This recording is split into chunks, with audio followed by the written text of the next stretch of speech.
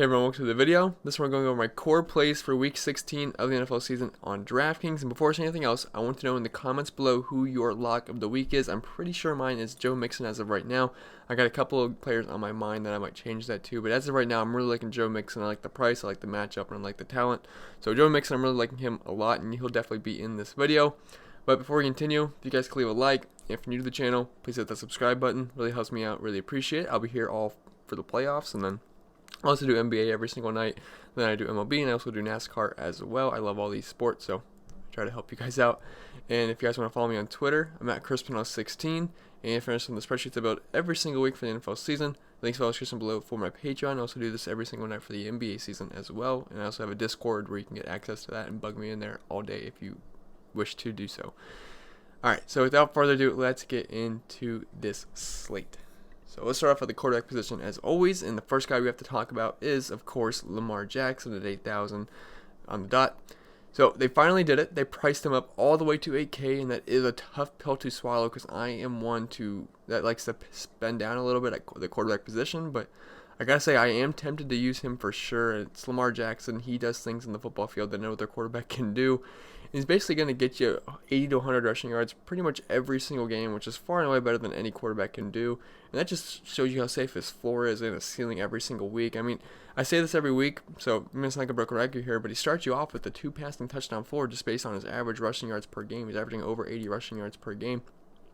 That's over 8 points. That's 2 passing touchdowns because passing touchdowns equal 4 points. No other quarterback can come close to that on a weekly basis like Lamar Jackson. And he's not just running the ball. He leads the league in touchdown passes, which, it's going to be hard to replicate that next season because he's not throwing the ball quite a bit. I mean, if you just look at the pass attempts per game, 23, 25, 23, 20, that is not a lot. But he's been extremely efficient this season, and I see no reason that can't happen again versus Cleveland here. And he just pretty much does it all. He runs the ball, he passes the ball well. You just can't stop the guy. You can only hope to contain him, and it's really hard to contain him as well. And this is a pretty good matchup versus Cleveland. They're massive 10-point favorites on the road in Cleveland, and they have a 29-point implied team total. And the Browns are actually pretty good versus the pass, but I really don't care about that when it comes to Lamar Jackson because I really care about how they are versus the run, and they suck on the ground, and that's really what I care about when it comes to Lamar. Cleveland is 28th DVOA versus the run, and they've been getting killed by running backs on the ground this year, or I should say quarterbacks on the ground this year. I know Ryan Fitzpatrick had a decent game on the ground, and I believe Russell Wilson did, and then they just got killed by Kyler Murray last week, who had 56 rushing yards, and then they also got killed by Kenyon Drake as well. And I guess Kyler Murray is the closest example you can get to Lamar Jackson as far as running the ball, not like all-around ability, but Kyler Murray is somewhat similar to Lamar Jackson in the way they can run the ball. So, Kyler Murray had no problem having a good game on the ground versus them. I see no reason Lamar Jackson can't. And they also, like I said, they got murdered by Kenyon Drake last week, so they are pretty bad on the ground. They've gotten much worse as the season goes on. And if you can afford them, you're basically locking up a fourth running back in your lineup that can also throw the ball. So Lamar Jackson, you got to like him every single week. I don't remember exactly what he did versus Cleveland earlier in the season. It's not like it matters, but he had 26 points, 9 for 66 on the ground, and then he had that late passing touchdown that kind of saved his day. So really would have looked at about 20 points, but garbage points still count all the same. But yeah, Lamar Jackson, he is the best play quarterback by far every single week. Last week he was 8 for 86 on the ground, only had 212 passing yards, but 5 passing touchdowns. That's just the things Lamar Jackson can do on a weekly basis. So yes, Lamar Jackson, if you could afford him, he is the top play by far every single week at the quarterback position. And if you want to spend on a little bit for someone that's also in a good matchup, we have Russell Wilson here at 7K. Now, I'm not really one to play Russell Wilson because they just like to run the ball so much, but this is a great matchup versus Arizona. But I do prefer the running game here, but if you want to get a little bit different, I don't mind going with Russell Wilson here. The Seahawks have a 30-point implied team total, which is highest of anyone this week. And they're also playing at home, where he plays much better, and this matchup is just so good. I love playing my quarterbacks versus Arizona. They're allowing 26 points per game to quarterbacks, which is the most by about 3 points, which does not sound like a lot, but it's actually a pretty sizable margin when you look at the rest of what the rest of the teams are giving up to the quarterback position. They're all within decimals of each other. Arizona's like a 3-point difference gap from anyone else, so they are getting murdered by quarterbacks. They've allowed 34 passing touchdowns this season, which is also the most. They're allowing 304 passing yards per game, which again is the most, and they're 28th DVOA versus the pass. And I could see this being one of those games where Russ has 20 completions because he's probably not going to throw the ball a ton. He never really does. He had 26 passing attempts last week when they were winning.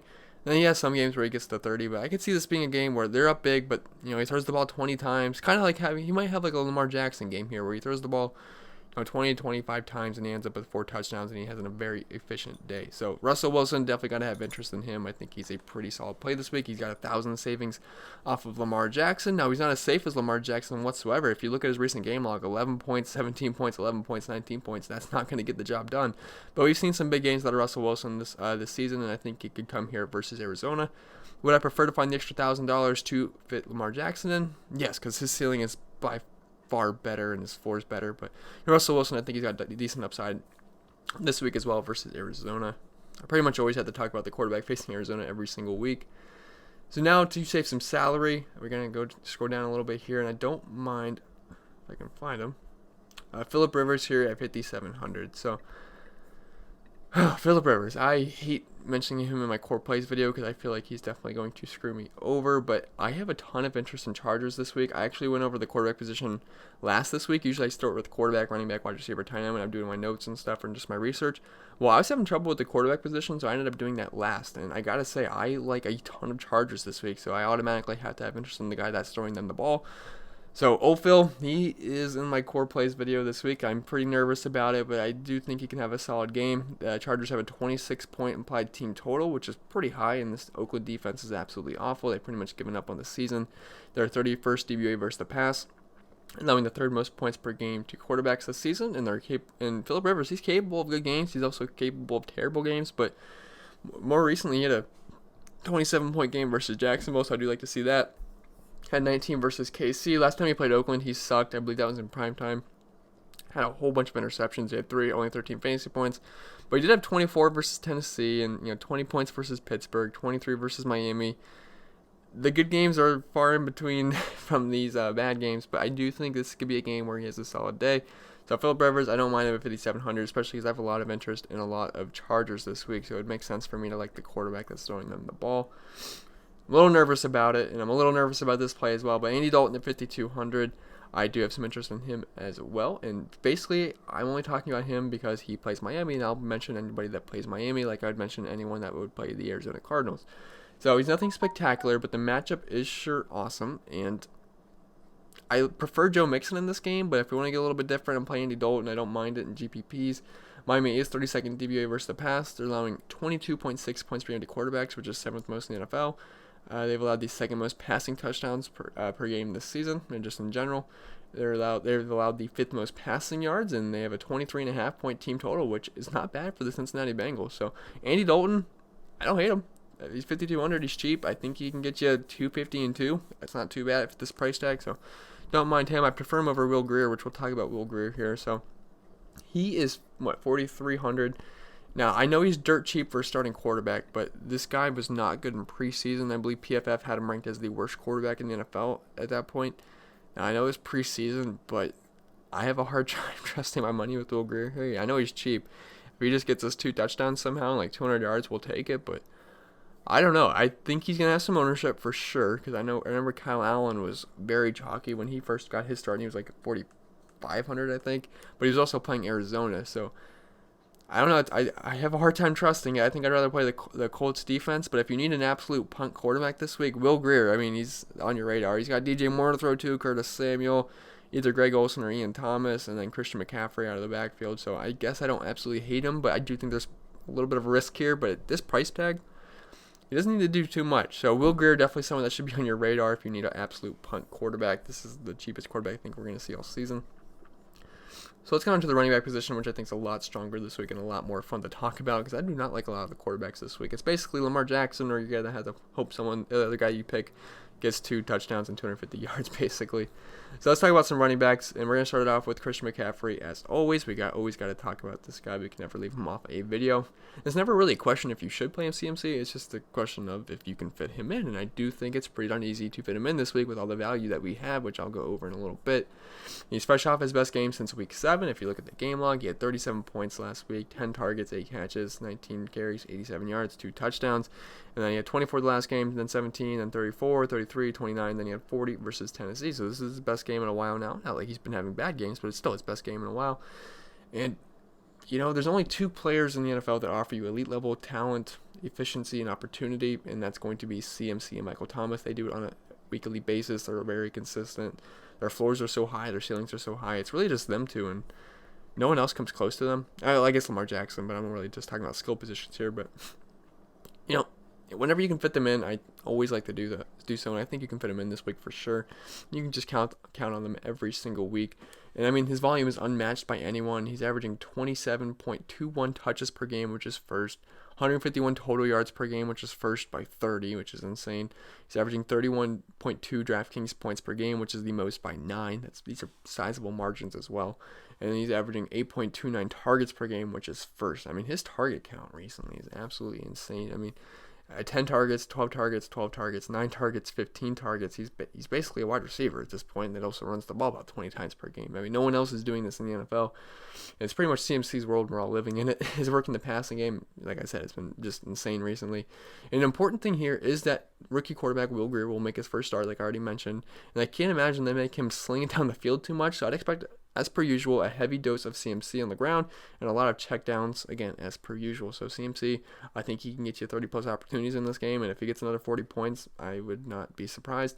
Now, the matchup, it's not great, but honestly, do any of you actually care about the matchups with CMC? Because I certainly don't, and I'm going to look just past that. The Colts are pretty good versus running backs, but I don't care. It's Christian McCaffrey. If you have the salary this week, I definitely think you should make him a staple of your lineup. So, gotta like CMC this week.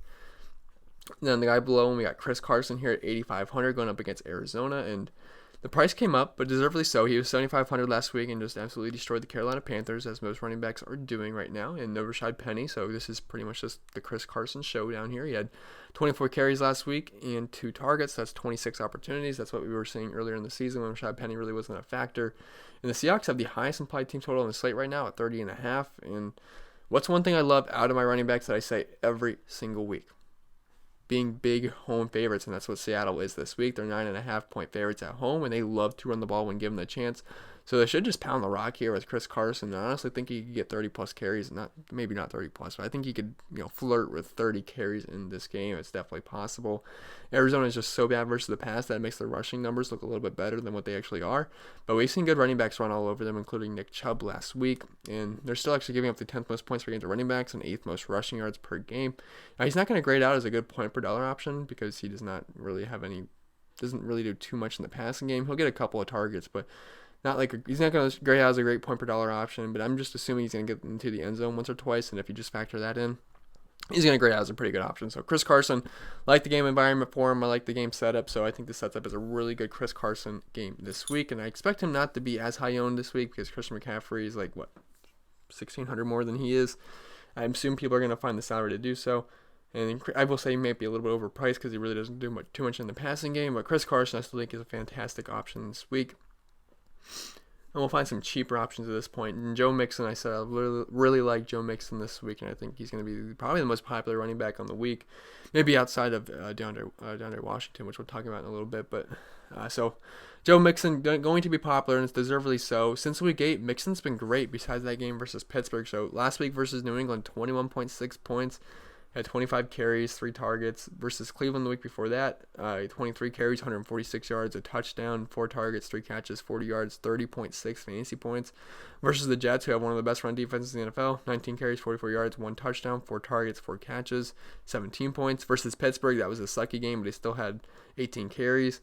And versus Oakland, he had 17.3 points. Versus Baltimore, he had 30 carries, 114 yards, 3 targets, 2 catches, 37 yards, 20 fantasy points, and 17 points versus LA. He's been very, very good recently. I don't see why that would change versus Miami. And he's had some tougher matchups in there too. So this is going to be the easiest matchups he's had in a while. And I guess the Cleveland matchup's pretty good, but Miami just absolutely sucks versus the run.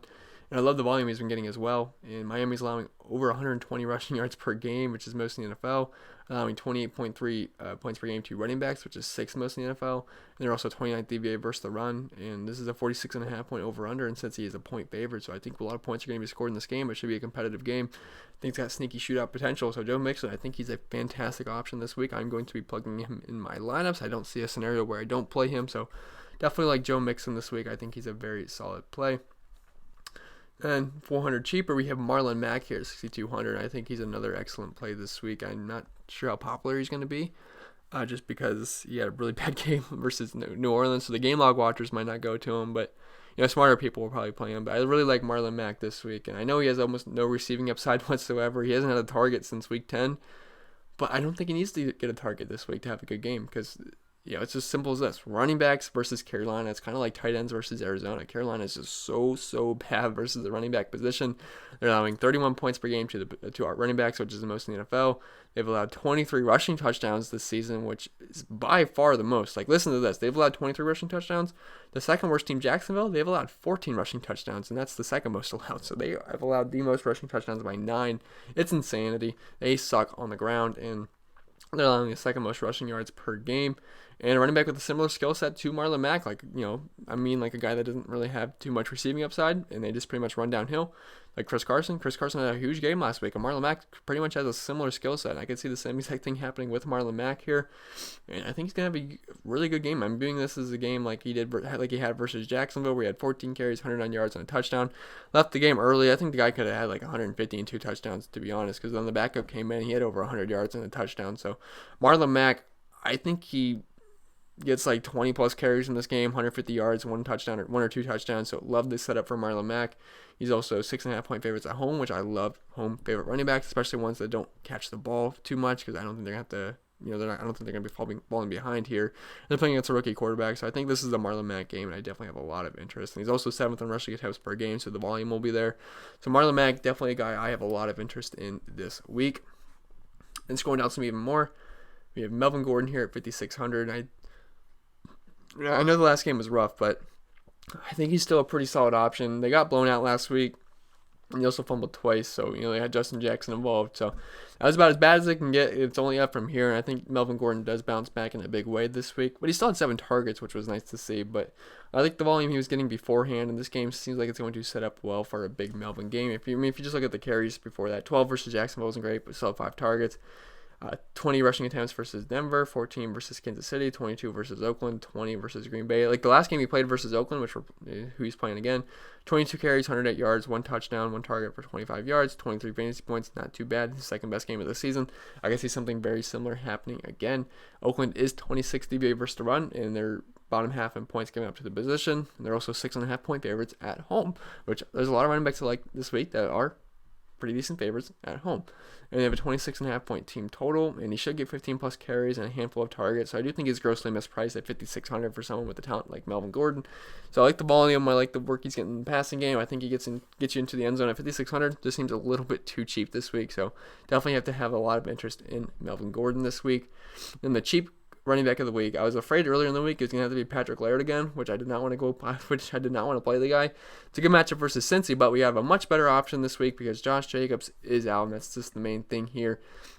And it's really just this simple. These 2 cheap for his projected role that he's going to get. The last game Jacobs missed. He had 14 carries, 7 targets, and a touchdown, and 21.6 fantasy points. There's no reason to believe he can't do that again, and it's actually a very good matchup versus the Chargers here. They're allowing the 11th most points per game to the position. They're 23rd DVA versus the run. DeAndre Washington, I have a lot of interest here. He's going to get about 20 touches in this game. He's got upside in the passing game as well. He's only 4K. I'd expect him to be the highest on running back this week, and it's deservedly so. Someone I'm going to be plugging in my flex spot for sure. All right, so now let's get on to the wide receiver position because that's all the running backs I wanted to talk about. And we're going to start it off with Michael Thomas. I apologize for talking about the most expensive guy at each position, but I can do what I want. It's my video. So Michael Thomas, I do have a lot of interest in him. I'm only mentioning him because he can break a slate any single week. I know I hate paying this much for a wide receiver, and I'm sure you guys do it too, but if you aren't playing CMC, I think you should definitely try to plug in Michael Thomas here and get that safety and volume upside that he presents you as well. He's pretty much the Christian McCaffrey at running backs. Now, I prefer Christian McCaffrey to a wide receiver any single day, but Michael Thomas has just been absolutely insane this season. He's first in just about every single statistical category you can think of. Target share, market share, weighted opportunity share, targets, all that stuff, yards. It's Michael Thomas. I mean, that's what he's doing. He's the Christian McCaffrey version of wide receivers. And he's just so consistent. His floor is so high and his ceiling is high as well. And it's a good matchup through the air versus Tennessee. They're 5th DVA versus the run compared to 22nd DVA versus the pass. We've seen big name wide receiver ones just smash against these guys each week. We saw DeAndre Hopkins last week. Mike Evans had a big game before he got hurt. Tyreek Hill had a big game. And then there's someone else I'm forgetting off the top of my head. I don't remember.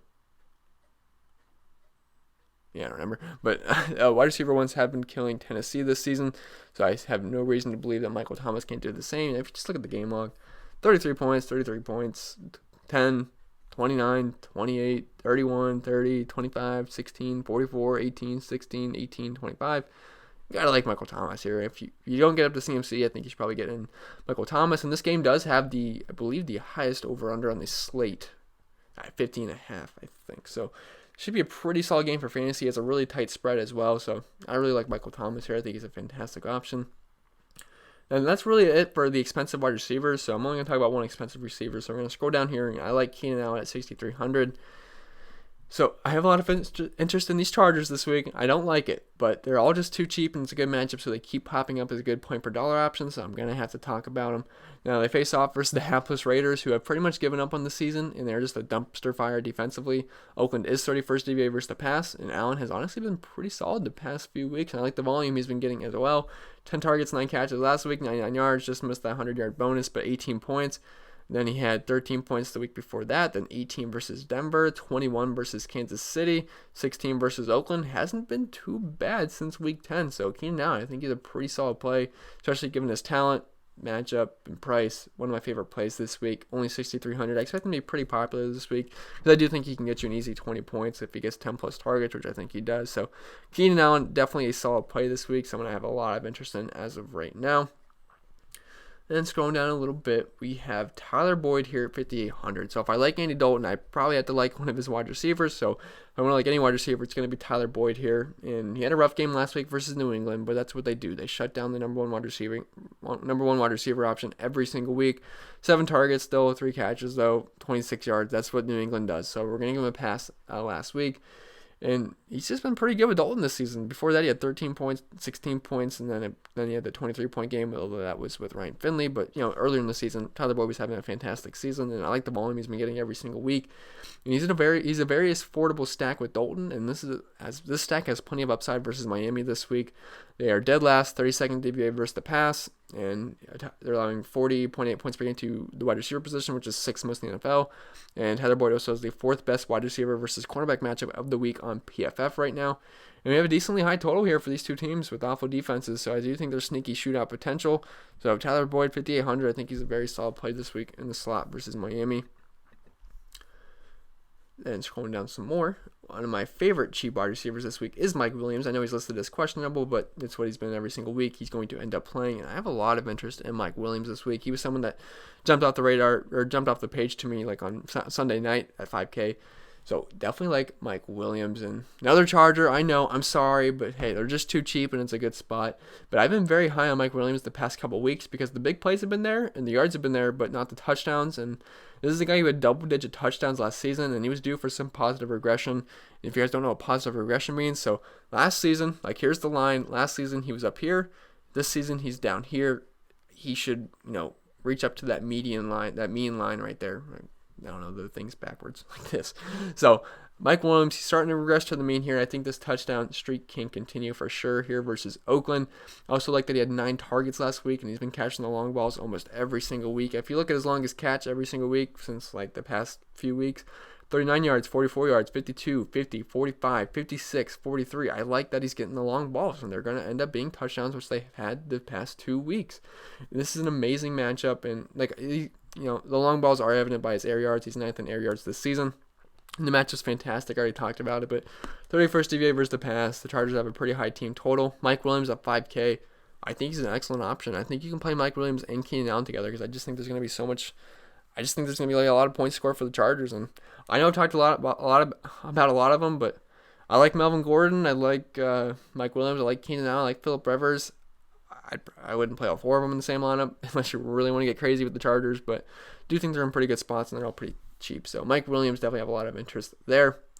So I originally had Chris Conley wrote up as my favorite value play at wide receiver. Unfortunately, it doesn't sound like we're going to be able to play Chris Conley because DJ Chark returned to practice. Surprisingly, I thought he was going to be out this week, but he did log a limited practice, and it sounds like he is going to potentially return versus the Falcons, which sucks because I wanted to play Chris Conley. But if he happens to be out again, because I read a report from a beat reporter that said they're expecting DJ Chark to end up playing, but if he doesn't, I like Chris Conley here versus Atlanta.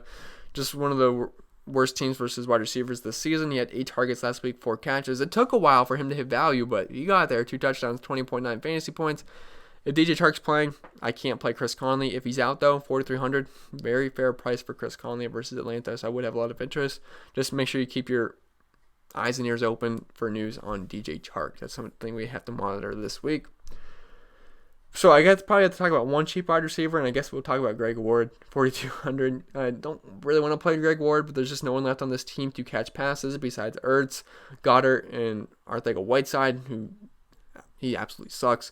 So he had 9 targets the past 2 games, so I do like that, and he's playing about 80% of the snaps, and Dallas is 23rd DVA versus the pass, so don't hate it. They catch a touchdown last week, 19 points. That's 7 points the week prior to that. So Greg Ward, 4,200, not the worst play in the world. Dallas hasn't been that great versus the past this season. So don't hate Greg Ward. Not my favorite play in the world, but if you need a cheap wide receiver, I see no reason why you can't play him.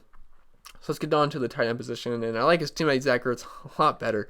He's the most expensive tight end on the slate. And I'm not really one to spend up for the tight end position, but I might make an exception here because I really like Zach Ertz this week. Philly has absolutely no one else to throw the ball to. I already told you guys there's Goddard, there's Greg Ward, which I thought I heard somewhere that he's converted. He used to be a quarterback. I'm not totally sure, but they have no one. They have J.J. Arcega-Whiteside, who's just absolute trash. So it's pretty much Zach Ertz here, and that's about it. And I love he's got far and away the best talent on this team of all the receiving options right now. And if you just look at the targets he's been getting outside of in the games he's had besides the Miami game, since I think like week 8, he's been great. So yeah, versus the Buffalo game, he sucked. But then versus Chicago, 28 points, then 18 points, and 11 targets, 14 targets, 27 points. Versus Miami, he was dealing with a hammy. So he's a little bit banged up in that game. Had 6 targets, 3 catches, only 5 points. But then after that, 30 points versus the Giants, 13 targets, 2 touchdowns. Then he had 10 targets versus Washington, 17 fantasy points. I see no reason why the good times can't keep rolling here with Zach Ertz. He leads all tight ends in targets, 2nd in air yards, 3rd in market share of air yards, 3rd in target share, 2nd in weighted opportunity share. Nothing not to like here. He's an elite talent. He's going to have elite volume, and it's a good matchup. Cowboys are allowing the 5th most points per game to the tight end position. We just saw Tyler Higbee catch 12 balls versus them last week, have over 100 yards.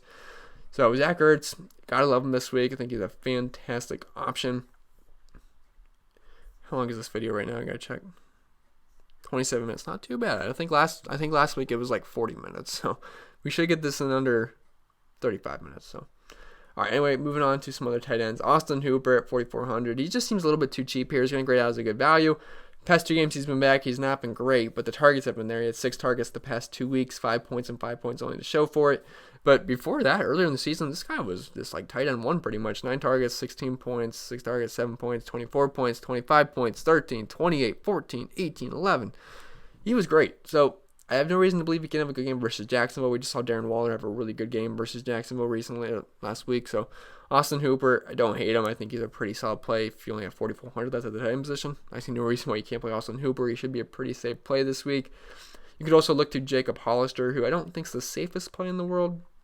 So there might be some volume issues there, but I shouldn't say too much of volume issues. He had 8 targets versus Minnesota, 6 versus the Rams, 3 versus Carolina. Hey, that's enough to get the job done versus Arizona. I mean, even Ricky Seals-Jones had 2 touchdowns last week. And if you look at Ricky Seals-Jones past like 2 months, let me find it. So if you look at the past, he did absolutely nothing. Denver or New England, 0 points, then 3 points, 0, 0, 0, 3. Arizona, 4 targets, 3 catches, 29 yards, 2 touchdowns. They also left them wide open in the end zone on the one play. Tight ends just smash versus Arizona every single week. So if Ricky Seals-Jones can have a good game, I see no reason why Jakob Hollister can at least find the end zone once. Just give him 40 yards and a touchdown. I think he can do it versus Arizona. They're allowing 20.2 points for the tight ends, and that's 5 points higher than anybody, and that's just a significant margin. I mean, they're just like the quarterback position. They have a significant margin that's much higher than the rest of the league versus the position. So if you want to play Jakob Hollister, I think he can get you 10-plus points, and it's just such a good matchup versus Arizona. They're just so bad versus the position. And if you want a cheaper tight end, I don't hate... Where's he at? Mike Gesicki here, or Gesicki, at 3,600. That's pretty solid, and as gross as it sounds, I actually like this game from a fantasy perspective, and I like the targets he's been getting. 8 targets, 5 targets, 7 targets, 7, 6, 6, 6. The targets are there at 3,600, and he's actually a pretty good tight end too. His metrics at the combine or whatever graded pretty much off the chart. It's a high total, it's a close spread. Mike Gesicki at 3,600. Don't think he's a solid... don't think he's a bad option. I think he can get you 10 plus points in this game. So Mike Gesicki, as long as he gets into the end zone, should have a pretty solid game. Even if he doesn't, you're probably looking at like 8 to 9 targets, 5 catches, 50 yards. Wouldn't hate it. So don't mind Mike Gesicki whatsoever. And then that's pretty much it. I mean, I can go over the defenses really quick. I really don't care about the defenses because they're pretty much random every single week. Like we saw the Philadelphia Eagles score a touchdown on the last play of the game. That's just how defenses go sometimes. If I had to, I like the Steelers versus the Jets. Jets suck. You could play them. That's one of the lowest totals on the entire week. I like the Broncos versus Detroit. They're at home. Detroit only has a 15.5 point team total against the Broncos, so you could look their way at 3,500. Colts versus a rookie quarterback that probably not ready yet, so you could look at their way. I wouldn't hate that. Falcons versus Jacksonville. That's pretty good. Jacksonville's been absolutely awful recently. The Jets versus Pittsburgh, I guess, might not be the worst. Let's see. Redskins versus the Giants. I believe Daniel Jones returned to practice, so he should be. So yeah, he'll be back. So actually, I don't think Washington's defense is that bad of a play because Daniel Jones loves to fumble the ball pretty much every single time he touches the ball. So you can play the Redskins. I wouldn't hate that at 2,800 at home. Giants, not really that interested. They're just such a bad defense. The Lions defense versus Drew Lock, a little iffy there. Don't really have interest in the Saints. Cowboys versus Philly. They're cheap. It's not the worst play in the world. Eagles are cheap, but they couldn't even stop doing Haskins last week, and that defensive touchdown saved them from having an absolutely awful day. I like Marlon Mack. I really don't like the Panthers defense. Raiders, no thank you. I have a ton of us from the Chargers, so that would make no sense for me to like the Raiders. Jags versus Atlanta is not the worst play in the world, but they're on the road. Titans versus New Orleans, no thank you. So I'm probably going to have to spend up a little bit of defense this week. Maybe I can get a 3K defense or above, hopefully, but we'll see. Anyway, guys, that's going to be it for this video. Hope it was helpful. If it was, remember to leave a like. If you're new to the channel, hit that subscribe button. It really helps me out. Really appreciate it. Also follow me on Twitter, ChrisManel16, and I'll see you guys in the next video.